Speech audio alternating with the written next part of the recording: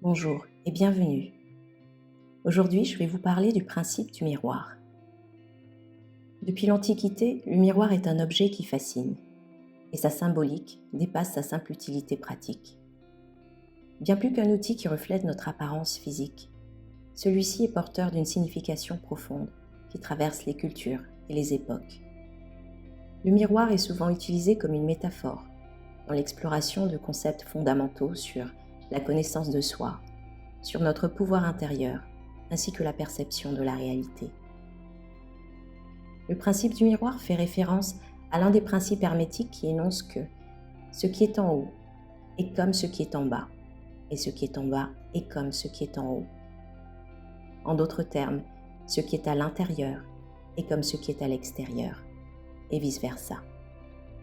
Ce que vous voyez dans le miroir n'est que le reflet de votre être intérieur.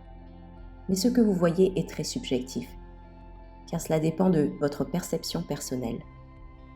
Si par exemple vous êtes une personne bien dans votre peau, si vous vous sentez bien physiquement, intellectuellement et émotionnellement, alors vous verrez dans votre miroir une personne heureuse, belle, équilibrée dans son ensemble. Et bien entendu, vous appréciez ce que vous voyez. Vous êtes en accord avec votre reflet. Lorsqu'à l'inverse, vous n'appréciez pas forcément ce que vous voyez dans le miroir, comprenez qu'il existe quelque part une perception de vous-même qui peut être déformée, erronée ou mal alignée avec l'être vivant que vous êtes vraiment. Quand vous êtes trop dur avec vous-même ou que vous ne voyez que des défauts dans votre reflet, sachez que vous êtes rempli de croyances limitantes que l'on vous inculque depuis votre plus jeune âge. Et en grandissant, vous continuez d'alimenter ces croyances limitantes. Vous pouvez penser que vous n'êtes pas assez méritant, que vous n'êtes pas capable de faire ou d'obtenir telle ou telle chose, que vous subissez la vie au lieu de la vivre. Le principe du miroir repose sur un concept très ancien et soutenu par la plupart des enseignants spirituels de ce monde. Toute transformation se fait de l'intérieur, afin que celle-ci puisse se refléter à l'extérieur. En d'autres termes, si vous ne changez pas intérieurement, rien ne changera dans votre monde extérieur, dans votre réalité physique.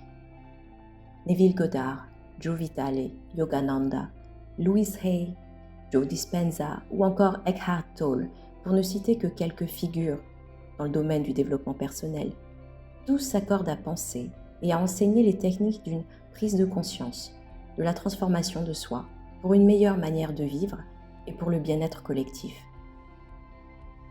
Lorsque vous êtes capable de percevoir dans le miroir tout votre potentiel et tout votre pouvoir, c'est à ce moment-là que le changement opère.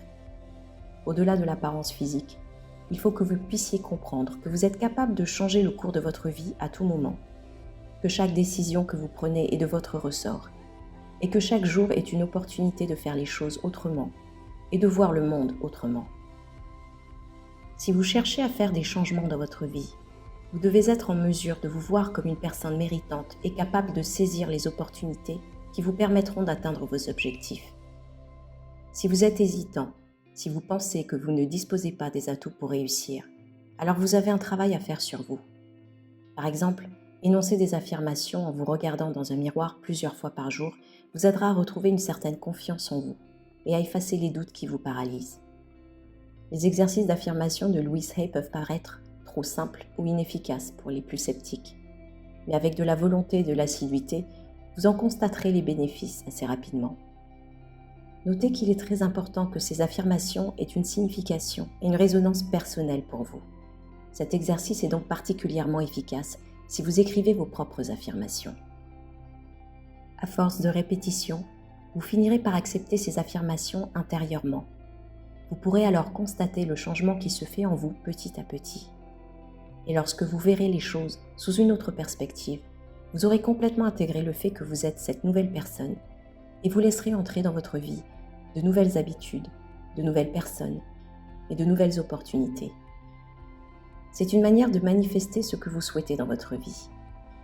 Si par exemple vous voulez connaître le succès, alors vous devez d'abord vous percevoir comme une personne à qui tout réussit, afin que cela ne se produise dans votre réalité physique.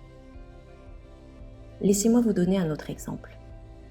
Lorsque vous n'êtes pas au mieux de votre forme physique, vous consultez un professionnel de la santé et vous suivez ses indications.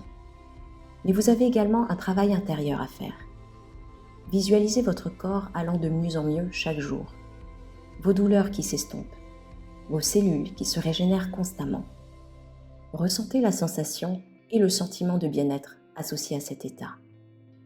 Chaque matin, dites-vous « Je vais mieux aujourd'hui » jusqu'au jour où vous direz « Je vais bien ».